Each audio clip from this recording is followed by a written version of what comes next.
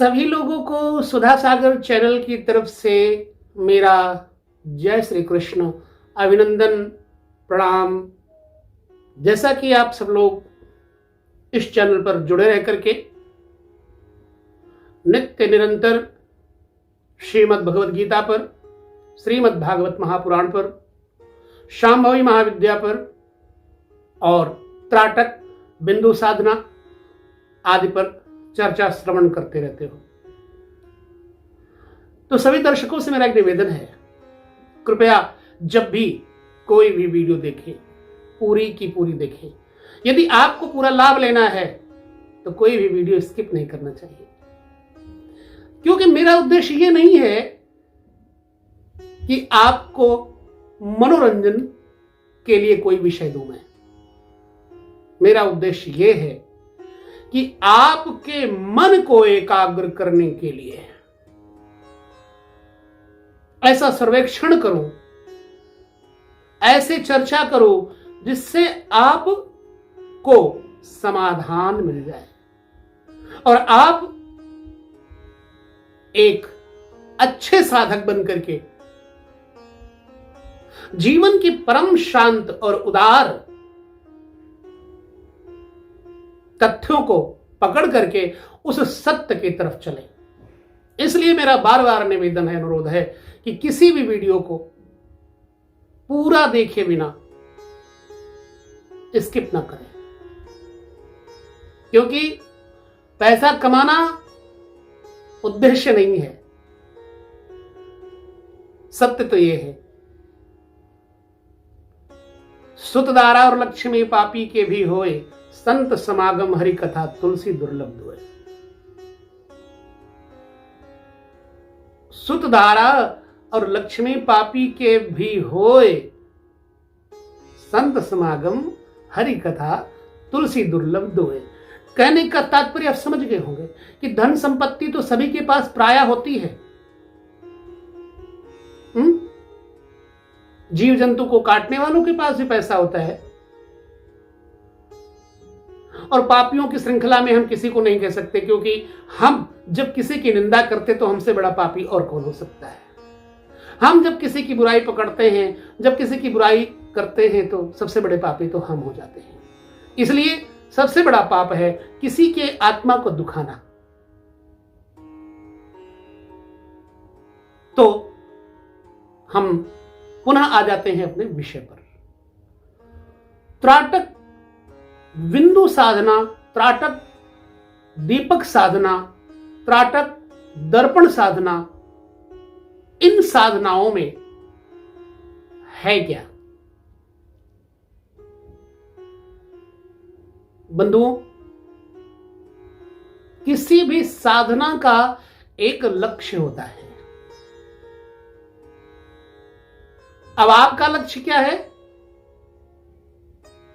क्या दुनिया को पाना चाहते हो या दुनिया के मालिक को पाना चाहते हो? दुनिया को पाना ना पाने के बराबर है, और दुनिया के बनाने वाले को पाने की इच्छा ही सर्वोपरि लक्ष्य कहा गया है। तो जब भी आप साधना करते हो तो आपका लक्ष्य होना चाहिए प्रणव, ओम इत्यादि। वो ब्रह्म कैसा है, वो ईश्वर कैसा है जिसने ये सुंदर जगत बनाया है, जिसने ये सुंदर सूर्य उगाया है, जो सूर्य में प्रकाशित है, जो चंद्रमा में प्रभासित है, जो फूलों में मुस्कुराता हुआ महकता है, जो जल की कलकल में, नदियों की कलकल में लहराता है, जो हवा के हर झोंके के साथ शीतल मंद सुगंध बयार फेंकता है, जो प्राण में है, जो नेत्र में है, जो शरीर में है, वो चेतना कौन सी है? उस चेतना को जानने के लिए आपको साधना करनी है। मैं कौन हूं, यह लक्ष्य होना चाहिए।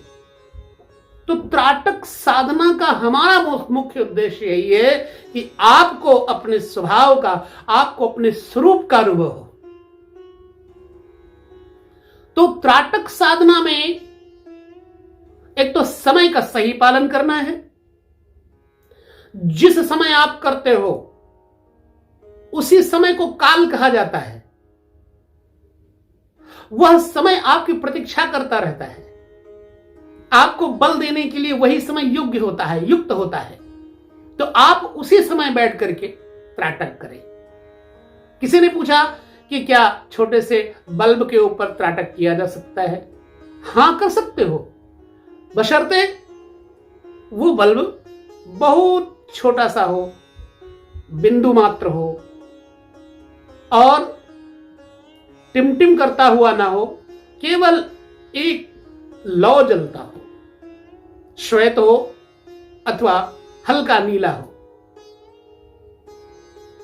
उस पर आप साधना कर सकते हो। और जब तक आपकी साधना चलती रहे, नियम न टूटे। मैं पहले भी कह चुका हूं कि टाइम एक होना चाहिए। दिन के समय आप करते हो त्राटक तो अंधेरा कमरा होना चाहिए। रात्रि में करते हो तो शांत होना चाहिए, शोर नहीं होना चाहिए।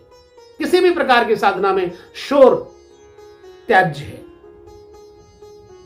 तो जैसे जैसे आपकी यह साधना प्रबल होती जाएगी, जैसे जैसे आपकी साधना गतिमान होती जाएगी, वैसे वैसे आपके अंतर में शांति का वर्चस्व बनता जाएगा, आपकी एकाग्रता बनती जाएगी, आपके अंदर एक दिव्य व्यवहार बनता जाएगा, आपके अंदर में वाणी का उद्गार उत्पन्न होगा, आपकी वाणी में सरसता पैदा होने लग जाएगी, काव्य आपके अंतर से निखरने लग जाएगा, आपकी दृष्टि में समरसता आ जाएगी। जो दृष्टि आज देखती है बुरी चीजों को, वही दृष्टि अच्छी चीजों को देखने लग जाएगी। अच्छाई में जो बुराई पकड़ते हैं हम, उल्टा हो जाएगा, यानी बुराई में आप अच्छाई देखने लग जाएंगे। यही खूबी होती है किसी भी साधना की। तो त्राटक बिंदु साधना के साथ साथ मैं आपको जरूर एक अपना संदेश दूंगा। मान लो उपदेश है या संदेश है, वो ये कि सबसे पहले आपको अपने गुणों पर ध्यान करना है। वो गुण पर ध्यान करने के लिए आपके अंदर काबिलियत होनी चाहिए। आपको उन गुणों के बारे में जानने के लिए जिज्ञासा होनी चाहिए।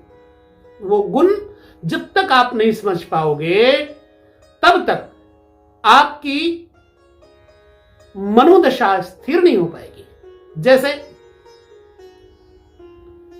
आपके अंदर क्रोध, प्रमाद, आलस्य, निद्रा, भय इत्यादि का अनुभव होता है, तो आप ये समझ लीजिए कि आपके अंदर इस समय तमोगुण है। और जब तमोगुण होगा तो आप साधना नहीं कर पाओगे, आपको थकान होगी, आपको नींद आएगी। अब उस तमोगुण को कैसे ठीक किया जाए? इसीलिए तमोगुण को ठीक करने का साधन है। ध्यान से बैठे, स्नान करके बैठने के बाद जल से आचमन करें, अपने चारों तरफ जल की छींटे दे लें, पवित्रता आ जाए। जल देवता है, अग्नि और जल दो प्रत्यक्ष देवता हैं। तो दीपक तो आपके सामने जल रहा है, जल आपके चारों तरफ आपने छोड़ लेना है। छोड़ने के बाद अब आप डायरेक्ट उस दीपक की तरफ देखने लग जाओ, शायद आपको दर्द होने लग जाए। तो सुबह त्राटक से पहले जब सुबह उठो तो 3 जो ये स्वर हैं, ईड़ा, पिंगला, सुषुम्ना, मैंने पहले भी कहा है कि ईड़ा नाड़ी चंद्र नाड़ी है, पिंगला सूर्य नाड़ी है और सुषुम्ना सरस्वती नाड़ी है। तो हमें अनुलोम विलोम करके इन तीनों नाड़ियों का परिशोधन करना है। तो जब तीनों नाड़ियां परिशोधित हो जाती हैं तो हमारे यहां पर जो सुषुम्ना नाड़ी है उसमें प्राणों का संचार होने लगता है। तो जब सुषुम्ना में प्राण संचरित होते हैं तो उस समय आपको रजोगुण के साथ साथ थोड़ा थोड़ा सतोगुण का अनुभव होगा। तो जब आप सतोगुण की तरफ बढ़ते हो रजोगुण के साथ साथ, तब आपकी श्वास स्थिर हो जाती है, आपके प्राण सम हो जाते हैं, यहां पर बिल्कुल दृष्टि आ जाती है। कभी कभी आप देखते होंगे कि आप बहुत प्रयास करने के बाद भी सम नहीं हो पाते हैं, और कभी कभी आप देखते होंगे कि किसी साधु संत के बैठने के साथ साथ उसके साथ बैठ करके आपको शांति मिलती है। वही है सुषुम्ना में प्राण जाने का समय। तो जब आपके अंदर तमोगुण शांत होने लग जाएगा तो आपके अंदर एक क्रियात्मक सजगता आने लग जाएगी, आपके अंदर एक ऊर्जा आने लग जाएगी, और तब वही वक्त होता है आपको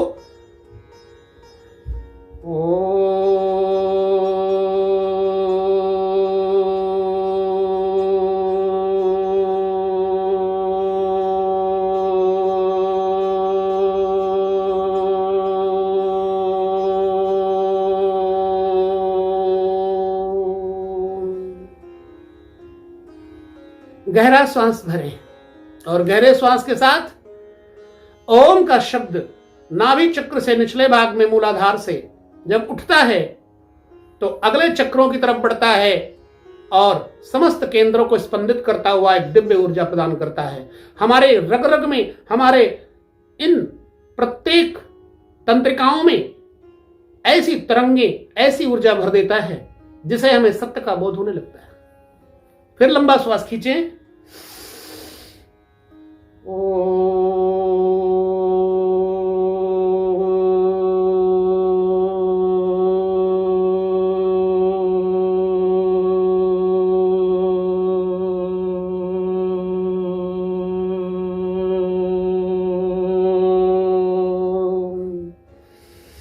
जितना गहरा हो सके इन श्वासों को उतने गहरे में जाकर के छोड़ें।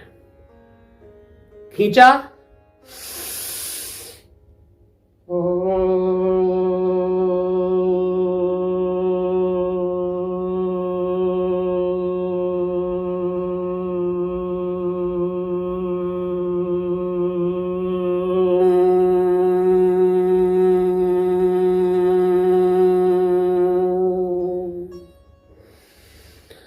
अब आपको इस बीच में ऐसा अनुभव होने लग जाएगा कि मैं अंदर और बाहर व्यापक उस ब्रह्म का अंश हूं।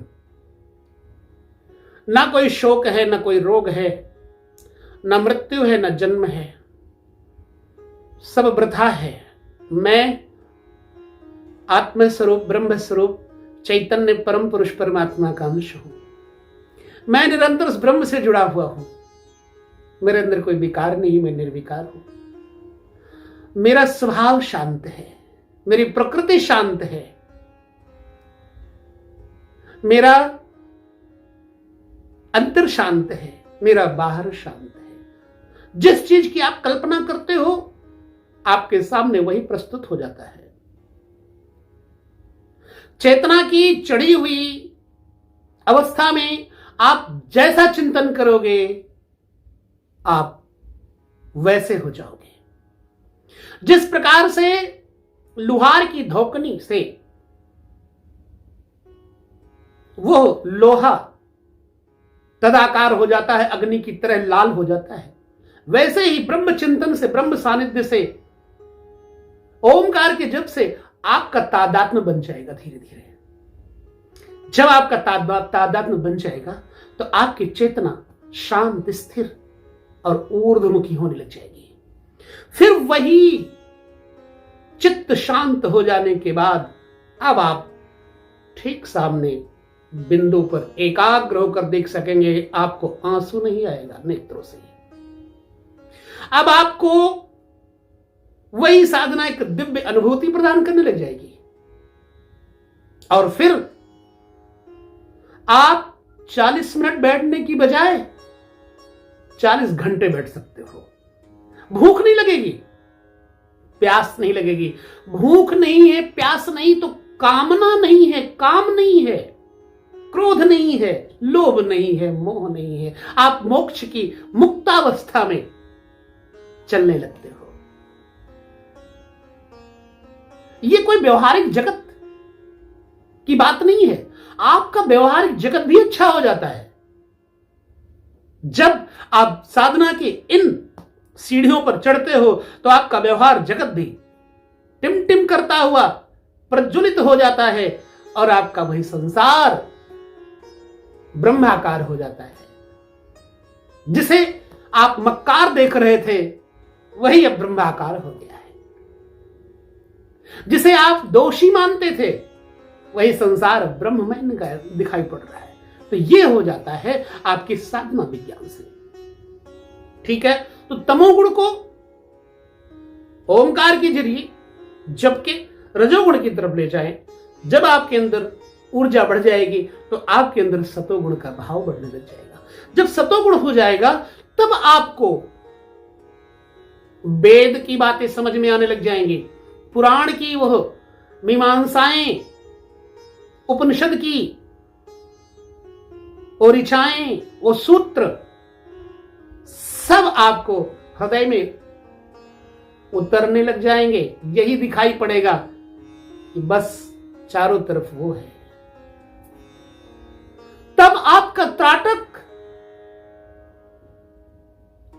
सिद्ध हो जाएगा, शुद्ध हो जाएगा। और जब आपका त्राटक सिद्ध और शुद्ध हो जाएगा तब आपको यह कहने की जरूरत नहीं पड़ेगी किसी से कि मैं दुखी हूं। फिर आप कहीं भटकोगे नहीं। फिर आप एक जगह बैठ करके, रुक करके, स्थिर होकर के ब्रह्म रस का अनुपान करोगे। फिर आपको किसी से मांगने की जरूरत नहीं पड़ेगी। आप स्वावलंबी बन जाते हो, निरभिमानी बन जाते हो, निरहंकारी बन जाते हो, क्योंकि आपको सब जगह वही ब्रह्म दिखाई पड़ने लगता है, वही चैतन्य दिखाई पड़ने लगता है। तो इस आत्मा अनुभूति के लिए त्राटक की आवश्यकता है, अन्यथा मैं त्राटक के लिए न कहता। त्राटक कुछ न करने से अच्छा है, लेकिन ओंकार के साथ करें। जब प्राण स्थिर हो जाए तब आप त्राटक करते करते परम आनंद में जब उठेंगे तो लगेगा चारों तरफ ब्रह्म व्यापक है। रजुल सिंह जी, आपको एक चीज और कह देता हूं कि अनेक विद्याओं में न पड़िएगा। जितने भी साधक हैं, श्रोता हैं, उन सबको मैं कह देता हूं कि एक ग्रंथ के पीछे रहिए जब तक उसका पूर्ण रस न मिले। जब तक, जैसे आप रामचरितमानस पढ़ते हो तो मानस को पूर्ण करने के बाद गीता के श्लोक प्रतिदिन 5 श्लोक पढ़िए और रामचरितमानस पढ़िए। धीरे धीरे धीरे धीरे आपकी यह क्रिया से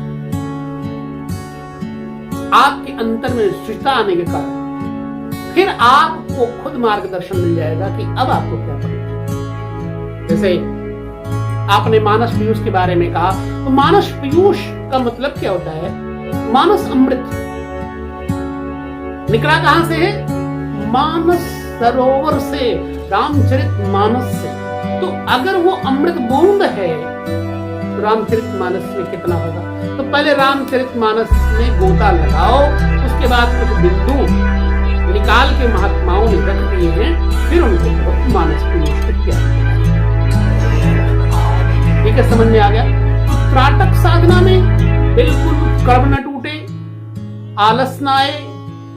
बिल्कुल अगर आपने एक दिन छोड़ दिया तो आपको फिर से शुरू करना पड़ेगा। जैसे 3 महीने का क्रम है, आपने 1 महीना कर लिया और 1 महीने में आपने छोड़ दिया बीच में, तो आपको फिर 3 महीने मेहनत करनी पड़ेगी। इसलिए नियम से करिएगा। उसके बाद फिर इसी क्रम में हम आपको शांभवी महाविद्या के बारे में चर्चा करेंगे, क्योंकि हम भी इन रस का निरंतर पान करने का प्रयास करेंगे। आप लोगों के साथ चलेंगे आप हमारे साथ हैं, अच्छा लगेगा, यात्रा एकदम और मजा आएगा। दूर नहीं है, हम पास हैं। आप अपनी प्रत्येक बात हमें ये चैनल के माध्यम से कह सकते हैं। ये चैनल आपका है। तो फिर मैं ये कहूंगा कि कोई भी वीडियो जब तक आप पूरी तरह से नहीं देखोगे, जब तक आप पूरा प्रकरण नहीं सुनोगे, तब तक आपको उसका रस नहीं मिलेगा। इसलिए निवेदन है। अब कई भाई लोग हैं क्या करते कि जैसे श्रीमद् भगवत गीता के बड़े अच्छे सूत्र हैं जिनका मैंने संकलन प्रारंभ किया है। श्रीमद् भगवत गीता के संकलन प्रारंभ किए, प्रथम अध्याय, द्वितीय अध्याय, उसमें 3-3, 4-4 श्लोकों को लेकर के हम महात्माओं के वचन स्मरण करके उनकी प्रसाद रूपी वाणी आप तक पहुंचाते हैं। आप क्या करते हो? उस अमृत को तो छोड़ देते हो। जो हम संकलित करते हैं वो आपको देते हैं। तो संकलित किया हुआ झूठा प्रसाद बन जाता है, वो महात्माओं का प्रसाद है, श्रीमद् भगवत गीता का। पूरा सुना करो, पूरा ध्यान से सुना करो, तब आपको पता चलेगा कि हाँ क्या है। अरे मैं तो उनको सुनते सुनते सोता हूं और सुनते सुनते जागता हूं। रात्रि के समय लगा देता हूं, अलग जो रिकॉर्ड होता है, ऑडियो रिकॉर्ड ज्यादा अच्छा लगता है, तो वो आंख मूंद करके सुनने में अच्छा लगता है। अक्सर आप देखते होंगे कि श्रीमद् भगवत गीता के जितने भी प्रकरण हैं, वीडियो हैं, वो ऑडियो में। क्यों? क्योंकि मैं उन्हें आंख मूंद करके सुनता और उन्हीं शब्दों में सुनते सुनते खो जाता हूं, न जाने कब सो जाता हूं और सोते सोते ही अथाह रस की गहराई में पहुंच करके जब उठता हूं तो तरोताजगी आ जाती है। ये राज है ताजगी का, पॉजिटिविटी का।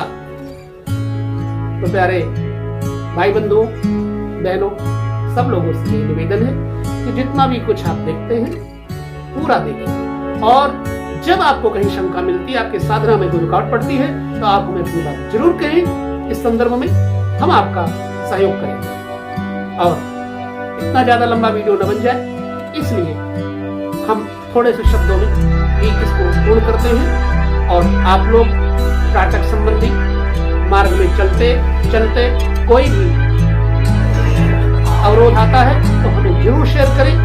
इसी के साथ में आपसे लेता हूं विदा। जय श्री कृष्ण। हरि ओम नमो नारायण।